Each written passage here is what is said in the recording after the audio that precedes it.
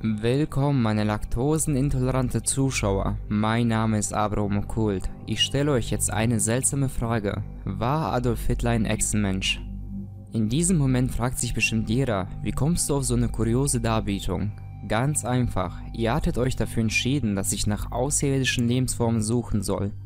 So bin ich auf den Verschwörungstheoretiker Octavius von Lichtenfels gestoßen, der wirklich glaubt, dass Hitler ein außerirdisches Wesen war, das von dem Intergalaktischen Rat des Lichts abgesandt wurde. Aber bevor wir mit dieser aufregenden Geschichte weitermachen, jeder, der ein Wunschvideo bei mir noch offen hat, haltet noch etwas durch. Für mein Abo-Special werden alle Wünsche in ein XXL-Video gepackt. Und so kommt jeder dran. Für meine Mühe würde ich mich über eine Bewertung freuen. Jeder Neuankömmling hat die Möglichkeit, mich zu abonnieren, um keins meiner Videos mehr zu verpassen. Jetzt kommt, war Adolf Hitler ein Echsenmensch? Wir fangen an. Zuerst schauen wir uns Hitler aus der historischen Sicht an. Hitler wurde vom Reichspräsident Paul von Hindenburg am 30. Januar 1933 zum deutschen Reichskanzler ernannt.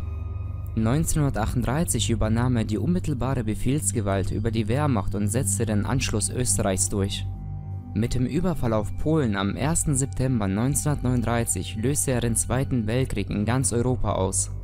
Am 31. Juli 1940 teilte er Vertretern des Oberkommandos der Wehrmacht seinen Entschluss mit, die Sowjetunion anzugreifen. Im Zweiten Weltkrieg verübten die Nationalsozialisten und ihre Helfer zahlreiche Massenverbrechen und Völkermorde.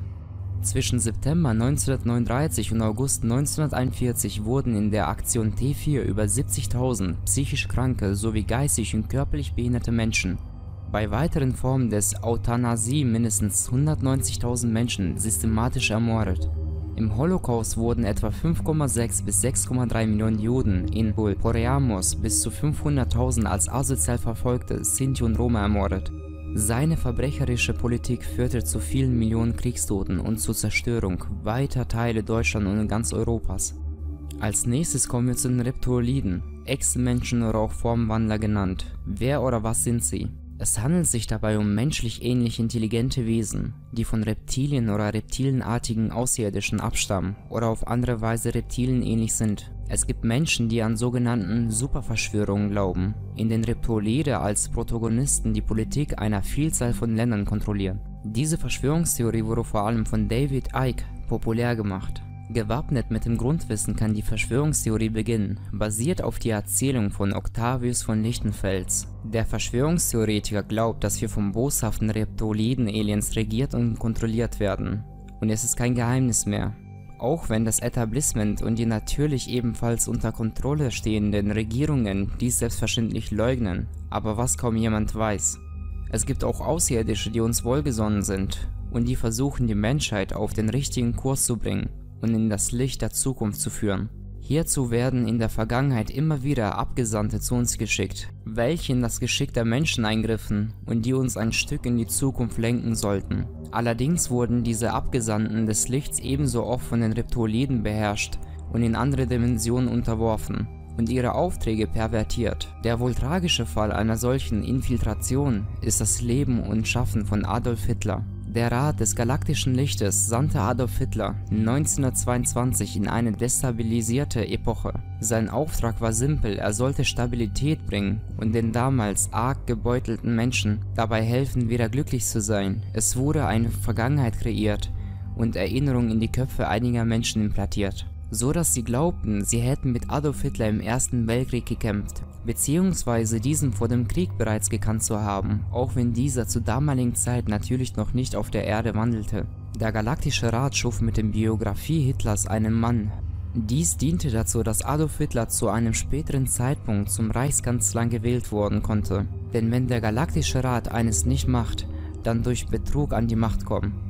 Dieses Verhalten bleibt den dunklen Reptiloiden vorbehalten. Diese dunkle Rasse boshafter Außerirdischen bemerkte zu spät, was da vor sich ging. Als sie dagegen agierten wollten, hatte Hitler bereits verfügt, dass er als Reichskanzler quasi die totale Machtübernahme vollzogen hatte.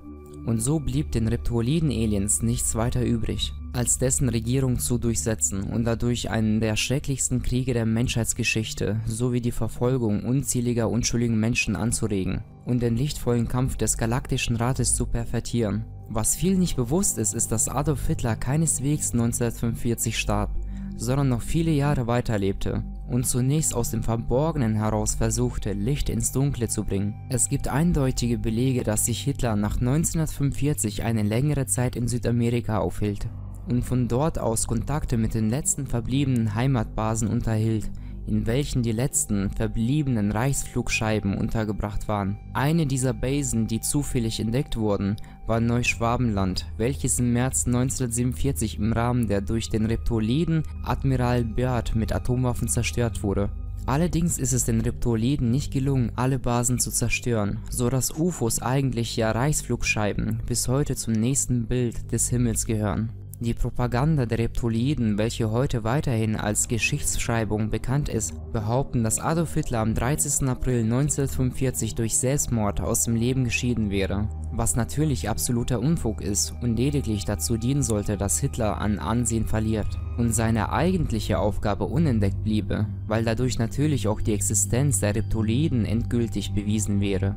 Was Adolf Hitler betrifft, so erwartete dieser als Gesandter des Galaktischen Rates natürlich eine völlig andere Lebensspanne als normale Menschen und es dadurch nicht verwunderte, dass Hitler nach einer gewissen Zeitspanne, die es ihm gestattete, unter falschen Namen wieder aufzutreten, seine Arbeit fortzusetzen und die Geschicke der Menschheit erneut zu lenken. Erstmals trat er 1984 als Dr. Axel Stoll wieder in Erscheinung und versuchte die Menschheit von der Existenz der Reichsflugscheiben und ihres Auftrages zu überzeugen. Dass dies ihm nicht leicht gemacht wurde, sollte klar sein. Zudem fühlte sich die Menschheit inspiriert durch die gute inszenierte Mondlandung, diverse Ablenkungskriege und sonstige technische Errungenschaften in einer Art Siegelstaumel. Hinzu kam die negative Propaganda der Reptoloiden, welche die damalige Zeit verteufelten und die ihre eigenen Taten der menschlichen Rasse unterschoben. Adolf Hitler alias Axel Stoll versuchte Aufklärung zu leisten, wo es nur ging, was aber letzten Endes nicht wirklich gelang. Am 20. Juli 2014 gelang es den Reptoliden, dunklen Beherrschern, an Adolf Hitler zu vergiften. Nach 6 Tagen starb der geschwächte Abgesandte der Galaktischen Rates dann endgültig.